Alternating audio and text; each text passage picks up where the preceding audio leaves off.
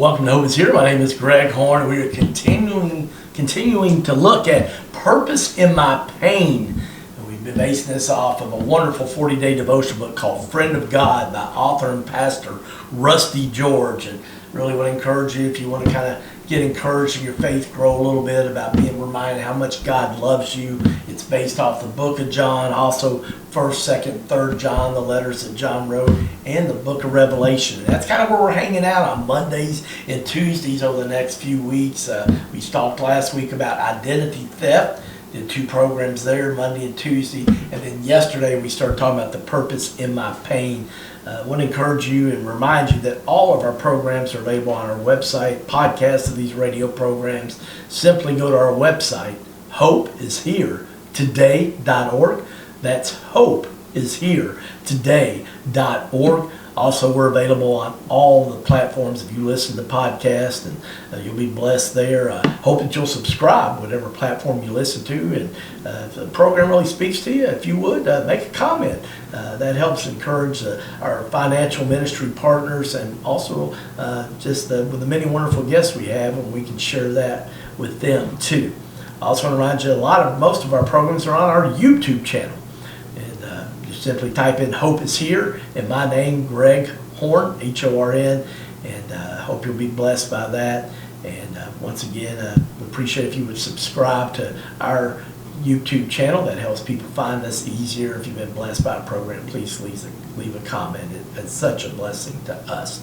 But today, as we continue looking at purpose in my pain, we wrapped up things yesterday looking at that many of us spend our lives being kind of defining our lives by something that was regrettable in our lives, such as a divorce, a bankruptcy, a business failure, an addiction, a mistake. And unfortunately, it can become not just something we did, but who we think we are. And our pain can become our identity. All of us have pain, though, that can define us. I mean, think about things like, oh, I'm old, I'm injured. I mean, we all kind of do things like that, don't we? And, or I'm damaged goods. It might be the result of getting older, like a bad back or a trick knee. It could be a nagging illness like chronic fatigue syndrome or arthritis. But whether your pain is physical, emotional, mental, or even relational, all of us I know today that are listening or watching this, you're dealing with some type of pain. And the fact of the matter is, all of us seek to relieve that pain. We take pills, we go to therapy, we spend thousands on special braces and clothing that might help relieve our symptoms. We find support groups, we distract ourselves, we numb it to the best way that we can. Anything to keep us from feeling the pain. We all feel pain, we all try to relieve pain, but very few of us try to find purpose in our pain. I'll say that again. We all feel pain. We all try to relieve pain, but very few of us try to find purpose in our pain. But according to Viktor Frankl, that's one thing that can bring hope. Frankl experienced insufferable pain when he was in prison at Auschwitz from 1942 to 1945. Years after his release, though, He was only able to survive by refusing to give up his belief that something good could come from what happened to him. Even in the degradation and misery of a concentration camp, no sadistic Nazi guard was able to take away from Frankl or control the inner life of his soul. While Victor watched many men give up hope and lose their will to live, he found the one thing that could keep him going was consistently trying to find some type of good or purpose in what he was expecting. Frankl's physical, emotional, mental, or even relational pain, all of us like him, we deal with pain, friends. And we all seek to kind of relieve that. But one of the things that I love is where he sat there and said, in this wonderful book, Man's Search for Meaning, even the helpless victim of a hopeless situation, facing a fate that he cannot change, may rise above himself, may grow beyond himself, and turn a personal tragedy into a triumph. Mark Batterson, author of many wonderful books and a pastor of a thriving church in Washington, D.C., says, it's our experiences that make us or they break us. It's our interpretation of and explanation for those experiences that ultimately determines who we become. Your explanations are more important than your experiences. It's such good stuff there by Mark Batterson. Got a lot of wonderful books. Encourage you to check them out. But in John chapter 9, Jesus provides hope and purpose in our darkest moments. In John chapter 9, verses 1 and 2, it says, as Jesus went along, he saw a man blind from birth. His disciples asked him, Rabbi, who sinned, this man or his parents, that he was born blind? And friends, we sit there and, we look to kind of find somebody to blame. And even 2,000 years ago, the disciples were doing that. I mean, they asked, they were looking for somebody to blame. And we like to do that a lot of times too when things aren't going well. It's almost as if when we can't find hope in pain, we look for blame in pain. I'll say that again. It's almost as if when we can't find hope in our pain, we look for blame in our pain. At least we'll know who to channel our anger towards in our pain, right?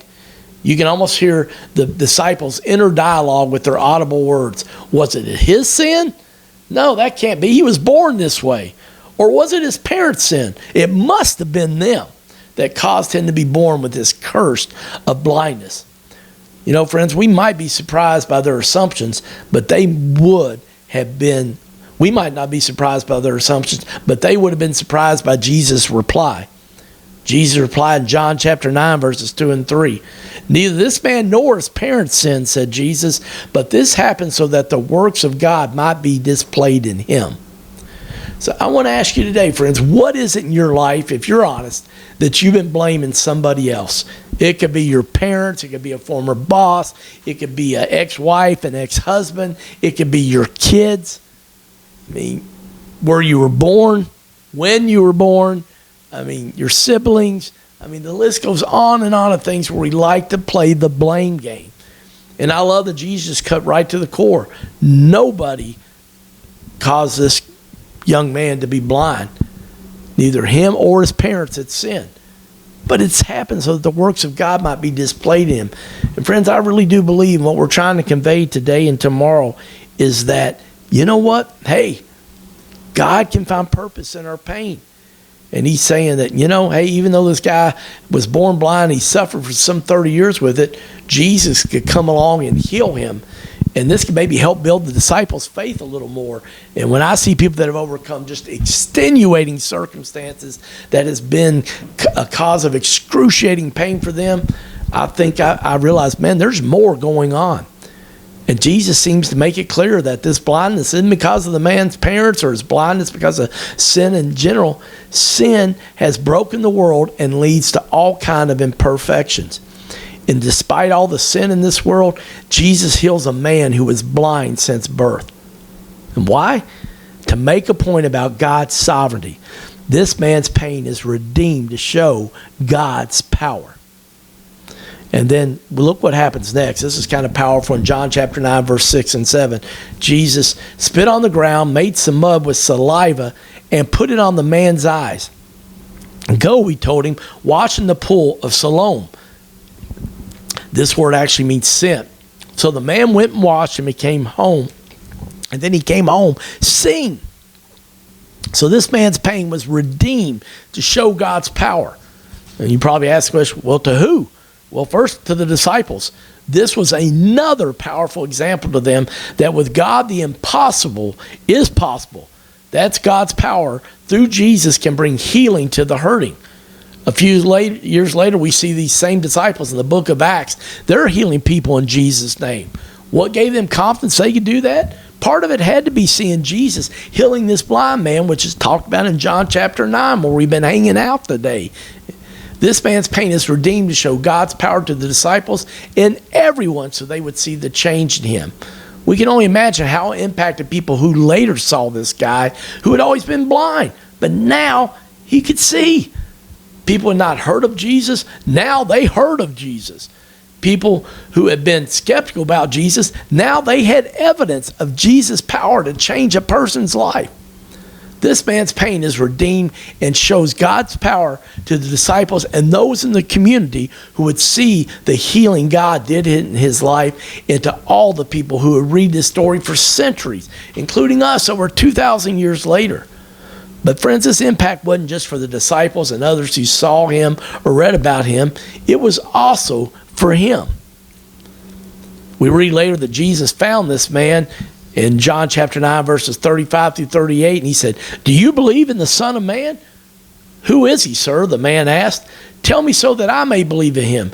Jesus said, "You now have seen him. In fact, he is the one speaking with you." Then the man said, "Lord, I believe," and he worshiped him. So friends, Jesus healed the man's physical blindness, and in doing so, he healed his spiritual blindness. I'm going to guess that as a man looked back at his life, he might have actually felt gratitude for having been born blind. Now, I'm not saying it was easy, obviously. I mean, no way that was easy. But I think he was grateful because Jesus helped him understand that there was purpose in his pain. His temporary pain led to eternal meaning, eternal joy, and not just for him, but others as well. And that's what tends to happen in our lives, friends. Something happens awful. We play the blame game for many years. And just like the disciples, we're looking for somebody to blame. In this case, the man's sins or his parents. And yet later, friends, we find out God used it for his glory. So I got to ask you today, what if instead of playing the blame game or having a pity party, when we're in pain, we chose to find purpose in our pain and be grateful? I mean, I love what Rusty George says. He says, when you have a supernatural God on your side and living inside you, he can do what you cannot. So since there is purpose in your pain, choose not today to feel sorry for yourself. But I know some of you think, I've got reasons to feel bad. I mean, come on, man. That was not fair. And friends, we're right. But what Jesus went through was not fair. Think about it. He committed no sin. Yet, before he even went to the cross and suffered a horrific, painful death, he was flogged, he was whipped over 30 times, almost to the point of death. In fact, they said that when they did it, that a lot of times it was so bad because it was called the cat of nine tails, that whip. There was pieces of glass and rock that just shredded a person's skin.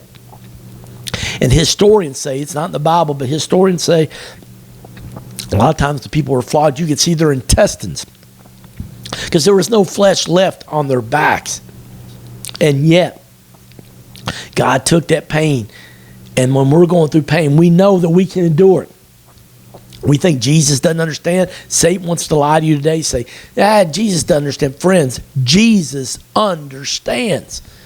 And so just like Angela Weiss and Erin Holly, these two precious women in Versailles, Kentucky, who have tried to make good what was meant for evil by Angela's two sons dying by suicide and Erin's precious 13-year-old daughter, Myra, they're like, no, we're going to not let what was meant for evil be in just forever. We're going to make it be used for good. And they're trying to help save other kids' lives with their foundation. And so, friends, we just have to kind of change our mindset and look and see where God's at. And it all starts with our thoughts. The Bible tells us we have to take every thought captive. In Proverbs 23:7, it says, for as a person thinks within themselves, so they are. So if we feel sorry for ourselves, we're going to live a sorry life.